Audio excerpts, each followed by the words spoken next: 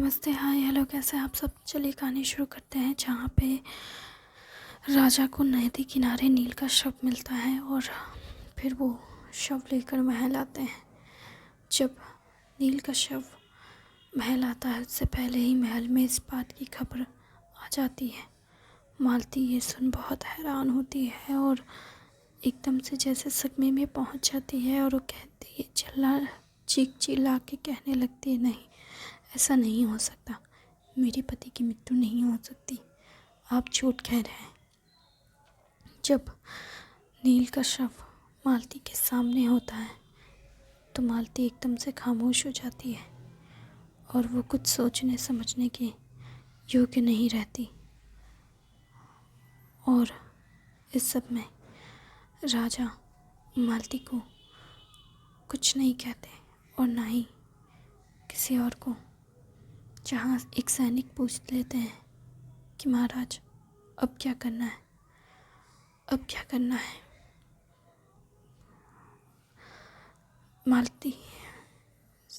मालती कुछ समझने की योग्य नहीं रही और अब जो करना है हमें करना है।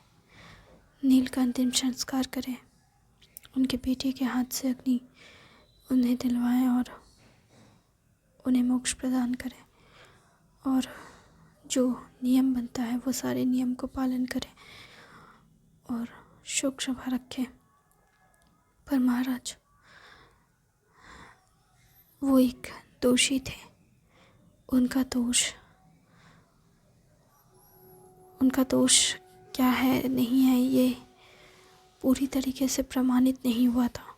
ये किसी को नहीं पता कि वो दोषी थे या नहीं। इस बात पे अब कोई सवाल जवाब हो ही नहीं सकता, क्योंकि अब वो ही नहीं रहे जिन्हें सज़ा मिलनी थी या नहीं मिलनी थी। किसी को नहीं पता कि क्या होना था और क्या नहीं, इसलिए हम इस पे कुछ नहीं कह सकते और हमें ये सब यहीं छोड़ देना चाहिए, क्योंकि हमारे पास और कोई रास्ता नहीं। और ये कहकर राजा चले जाते हैं। रानी मालती के पास आती है और मालती से कहती है, रोना बंद करो मालती, तुम्हारे पति तो वैसे ही दोषी थे, अच्छा हुआ कि वो मर गए, क्योंकि अगर उनका दोष प्रमाण होता उनकी जीते जी तो उनके पुत्र को बहुत कष्ट होता। तुम्हें नहीं लगता कि वो मरकर उन्होंने साबित किया कि वो दोषी नहीं है। वो रानी की ये बात सुन बस उठकर वहाँ से चली जाती है और फिर नील का अंतिम संस्कार होता है। जैसे ही राजा कहते हैं वैसे ही उनके पुत्र के हाथों से उनकी देह को अग्नि दी जाती है और फिर सब कुछ वैसे ही होता है। कुछ समय बाद 14-15 दिन बाद रानी और राजा के सामने मालती आती है अपने बेटे के साथ और राजा से कहती है, महाराज अब हमें नहीं लगता कि हम यहाँ रह सकते हैं, हम अपने राज्य जाना चाहते हैं। ये सुन राजा कहते हैं कि ये तो तुम्हारा ही राज्य है। जिस पर मालती कहती है, नहीं, ये हमारा राज्य नहीं है, हम इस राज्य के नहीं हैं। ये क्या कह रही हो। विवाह के पश्चात बेटी अपने पति के घर जाती है, हम तो अपने ही घर में रह गए, हम तो अपने पति के घर कभी गए ही नहीं। हम चाहते हैं कि हमारा बेटा अपने पिता के आंगन में पड़ा हो, न कि अपने माँ के आंगन में। हमारी बस यही ख्वाहिश है कि वो अपने पिता के घर जाकर रहे। हम बस उनका पालन पोषण वही करवाना चाहते हैं, हम नहीं चाहते कि वो यहाँ रहे। जिस पर राजा कहते हैं, हम विचार करके इस बारे में हम आपको बताएंगे, आप अभी जाएं।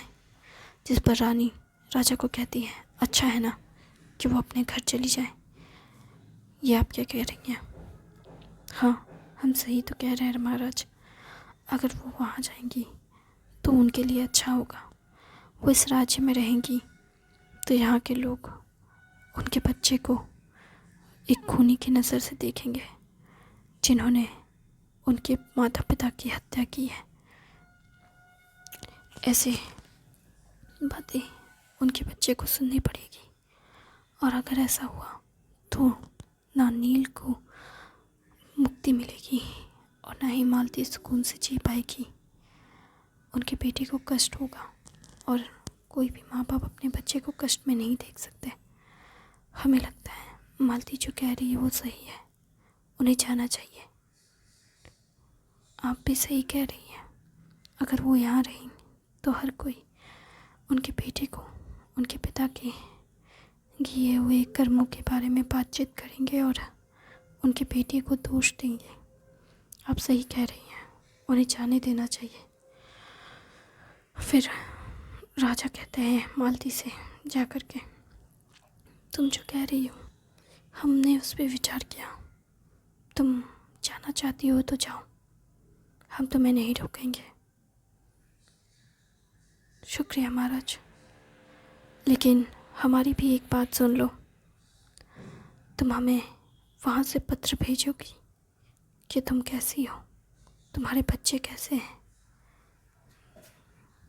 सब कुछ। जी महाराज, हम हमेशा आपको एक पत्र भेजा करेंगे कि हमारे बच्चे की और हमारी हालत कैसी है, हम ठीक है या नहीं, सब कुछ हम आपको भेजते रहेंगे। ठीक है। और हाँ, हम तुम्हें खुद उस राज्य में छोड़ने आते हैं। नहीं महाराज, आपको हमारे यहाँ आने की ज़रूरत नहीं, हम अपनी देखरेख खुद कर लेंगे। आपको कोई किसी बात की चिंता करने की ज़रूरत नहीं। और फिर ये कहकर मालती चली जाती है। राजमहल को छोड़ हमेशा हमेशा के लिए मालती चली जाती है। जब वो नदी के ना पार कर मगध राज्य में पहुंचती है तो वहाँ मगध के राजा उनके स्वागत में होते हैं। ये देख मालती एकदम से हैरान होती है और वो राजा को अनदेखा कर चलकर जाने लगती है, जहाँ राजा उन्हें टोकते हैं और कहते हैं, हम तो आप ही का इंतज़ार कर रहे थे, आप कहाँ जा रही हैं? हमने सुना नील के साथ जो हुआ उस सब के बारे में, हमें यकीन नहीं हो रहा। जहाँ राजा के ऐसी बातें सुन मालती कहती है, क्या आप मुझसे यही कहना चाहते थे? नहीं, हमने तो तुम्हें सौभाग्यवती होने का आशीर्वाद दिया था। हम तुमसे सिर्फ यही बात कहना चाहेंगे। तो आप हमसे क्या कहना चाहते हैं? हम बस ये चाहते हैं कि तुम इस राज्य में बहुत सुख से रह सकती हो। जहाँ वो कहती है, हमें कोई सुख या दुख से रहने की ज़रूरत नहीं है, हमें बस अपनी बच्चे की अच्छी परवरिश करनी है। और इसलिए हमें बस महल में थोड़ा सा कोई काम मिल जाए तो भी चलेगा, और अगर महल नहीं तो हम कहीं भी काम कर लेंगे। पर महाराज, हमें आपकी दया दृष्टि की ज़रूरत नहीं है, और ना ही हम चाहते हैं कि आप ऐसा कुछ करें जिस पर राजा कहते हैं, जिससे सबको ये बात पता चल जाए कि आपके साथ क्या हुआ है ना? चिंता ना करें, राज्य में किसी को कुछ नहीं पता, सिर्फ हमने ही राजा के लिखे हुए पत्र को पढ़ा है और हमें ही पता है कि क्या हुआ है नहीं हुआ है। वैसे तो सच कहें तो हमें भी पूरी तरीके से कुछ भी नहीं पता। हमें बस इतना पता है कि नदी किनारे नील का पार्थिव शरीर मिला था।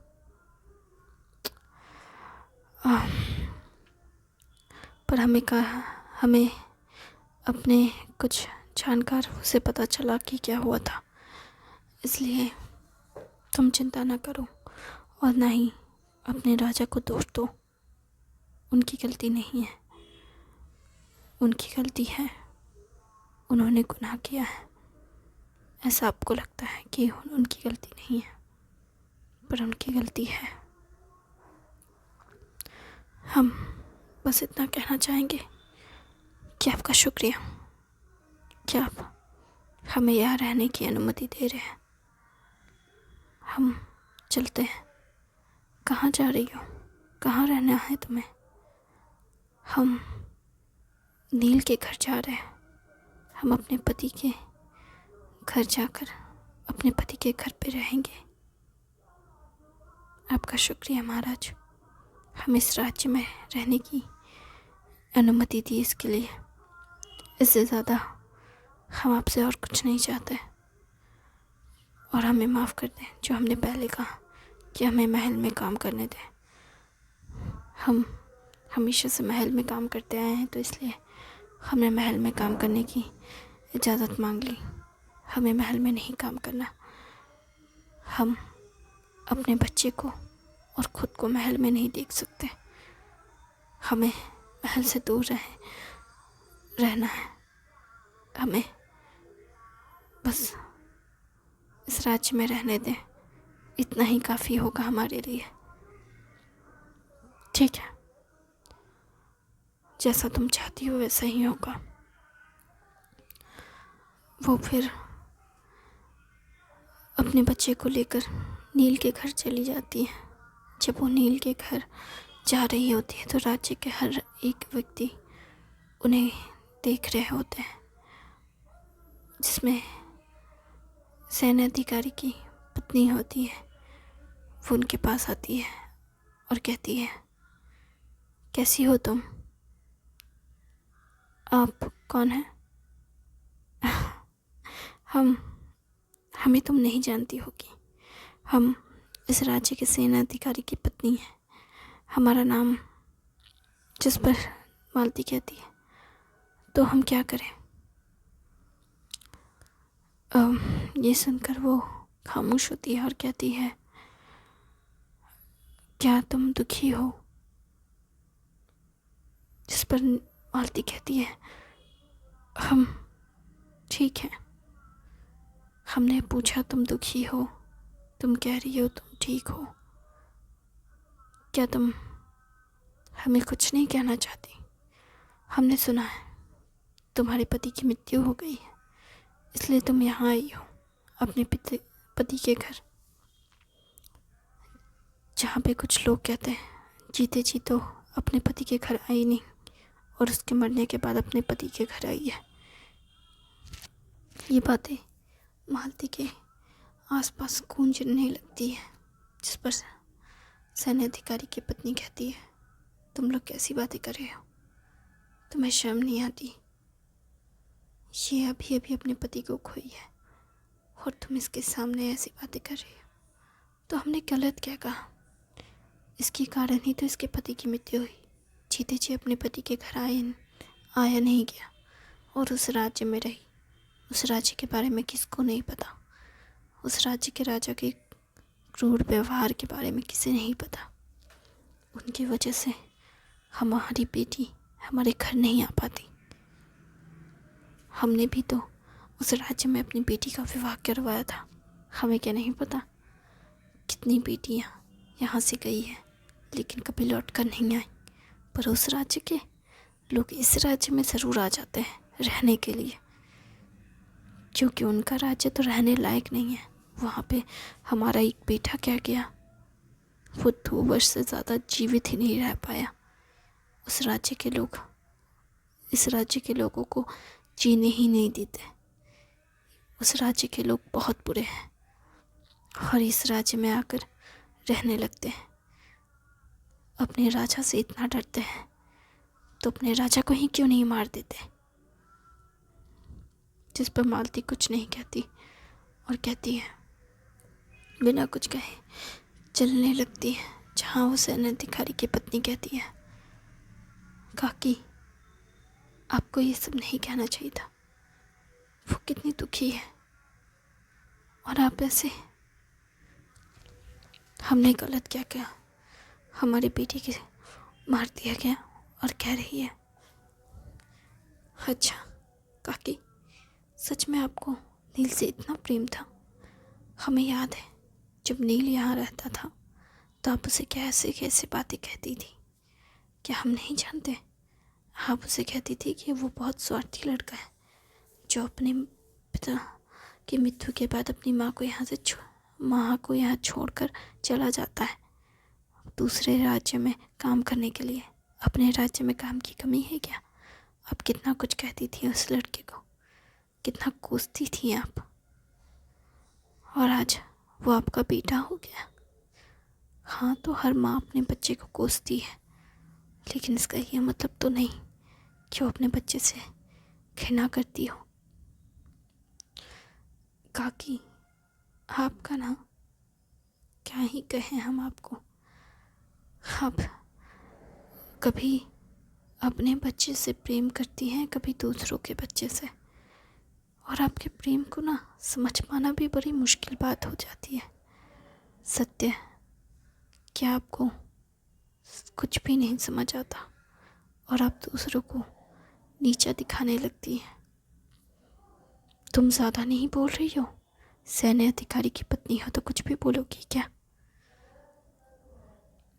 हाँ, सैन्य अधिकारी की पत्नी हूँ इसलिए बोलने का अधिकार रखती हूँ, है ना? आपके हिसाब से यही सत्य है। आप सोचिए, उस राज्य में तो किसी को कुछ कहने के अधिकार ही नहीं। क्या सैन्य अधिकारी की पत्नी हो, चाहे वो खुद सेना अधिकारी क्यों ना हो, वहाँ किसी को कुछ कहने की अनुमति नहीं। वहाँ से कोई यहाँ आ गया सिर्फ शांति और सुकून से जीने के लिए, तो क्या वो गलत है? और जो आप कह रहे हैं कि इतना ही था तो राजा को मार दिया जाता, हमारे राजा कुछ गलत कर दें तो आप उन्हें मार देंगी क्या? हमारे राजा के बारे में ऐसी बात कैसे कर सकती हो तुम? तो आप किसी और राज्य के राजा के बारे में ऐसी बात कैसे कर सकती हैं? हमारे राजा की तुलना के साथ उस राजा की तुलना कैसे कर सकती हो? वो राजा क्रूर है, बेरहम है। आपको कैसे पता कि वो क्रूर बेरहम है? आपने देखा है 2 वर्षों में आपकी बेटी आई है, कितनी बार आपके घर आई। आपकी बेटी के मुंह से ही हमने राजा की तारीफ सुनी थी। क्या आपको फिर भी लगता है कि राजा बुरे हैं? तो उन्होंने ऐसा क्यों किया? उन्होंने किया या सच में नील नदी में डूबकर मर गए, किसे पता? आप इस तरह से किसी को सज़ा नहीं दे सकती हैं और ना ही किसी पे इल्ज़ाम लगा सकती हैं। बिना विचार किए, बिना किसी बात के किसी को दंड नहीं दिया जा सकता। इसलिए कभी बात करने से पहले एक बार अपने मन में विचार कर लें कि आपके शब्दों से किसी को तकलीफ़ हो सकती है। आपने कभी सोचा है, जिसने अभी अभी अपने पति को खोया, जिसका 1 वर्ष का अभी पुत्र है उसके गोद में, वो कैसे जीवन जिएगी? सोचा है कभी उसके जीवन का क्या मूल्य है? कैसे करेगी वो सब कुछ? नील अभी जीवित नहीं है, उनके घर का पालन पोषण कैसे होगा? एक स्त्री होते हुए सब कुछ वो करेंगी। सोचा है कभी उसके बच्चे का जीवन कैसे होगा? माँ के प्रेम से दूर होकर, पिता के छाँव से दूर होकर वो बच्चा कैसे बड़ा होगा? उसके ऊपर कितने दायित्वों का भार है? सोचा है आपने काकी? माता और पिता दोनों का दायित्व निभाना, साथ ही साथ उसके जीवन के लिए अच्छी जीवन शैली के लिए अच्छा योग्य काम करना, पैसे कमाना, उन सब चीज़ों का दायित्व उसके ऊपर है। वो कैसे करेगी ये सब? सोचा है कभी आपने? नहीं सोचा तो सोचिए। सेना की पत्नी की बातें सुन वो भी इस बारे में विचार करने लगती हैं और मालती के दुखों के सोच करके वो सब अपने अपने घर चली जाती हैं। और उसके बाद जो होता है वो मैं आगे सुनाऊंगी। थैंक यू वेरी मच अपना कीमती समय देने के लिए। मुझे उम्मीद है आपको ये कहानी पसंद आ रही होगी। Thank you.